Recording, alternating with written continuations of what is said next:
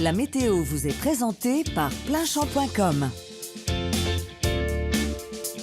Hello Olivier, alors aujourd'hui on va pas très loin puisqu'on va en Île-de-France et je vous emmène à la rencontre de Philippe. Bonjour Philippe. Bonjour Anne-Sophie. Alors parlez-moi un petit peu de votre exploitation, vous élevez des brebis solognottes ?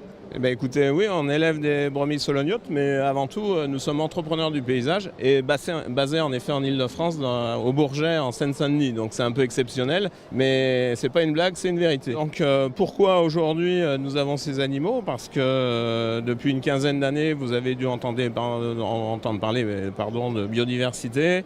Et donc on a dû un peu revoir notre copie sur nos façons de faire et de trouver des méthodes alternatives qui nous permettent d'intervenir avec des méthodes plus douces sur des parcs qui sont classés Natura 2000, zones naturelles sensibles. Et donc, si vous voulez, ces animaux sont arrivés là pour cette raison-là, pour travailler et défricher avec les espaces, avec les animaux et éviter de venir avec des engins mécaniques, des broyeurs qui détruisent les milieux en fait.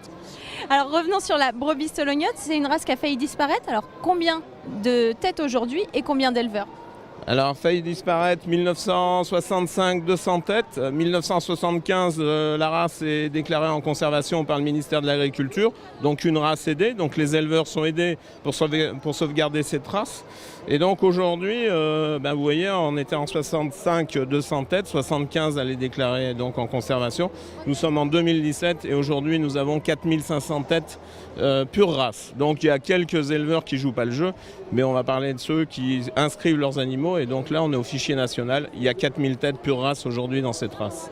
Et race rustique, est-ce que ça veut dire plus résistante ? Alors aujourd'hui, la vraie définition de la rusticité, justement, c'est un travail qu'on doit faire avec des chercheurs encore, parce qu'on parle du mot rustique, mais c'est pas si évident que ça. Mais aujourd'hui, on va dire que cet animal est rustique parce qu'il résiste à toutes les maladies, il s'adapte à tous les milieux, c'est-à-dire que, comme je vous disais tout à l'heure, c'est ce qu'on appelle le yo-yo alimentaire. Donc le yo-yo alimentaire, ça veut dire que c'est un animal qui peut se passer de matière nutritive pendant quelques jours et qui, au bout de 3 jours, va retrouver ce qu'il lui faut et là, s'adapter tout à fait au milieu. Et est-ce que vous savez le temps qu'il va faire chez vous demain en Île-de-France ? Demain, nous sommes à rayon de soleil, donc il va faire beau.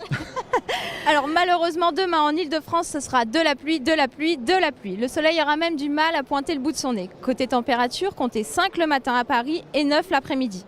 En France maintenant, pas de jaloux, le temps sera gris et humide pour tout le monde. Attention au risque d'orage et de grêle pour la moitié nord.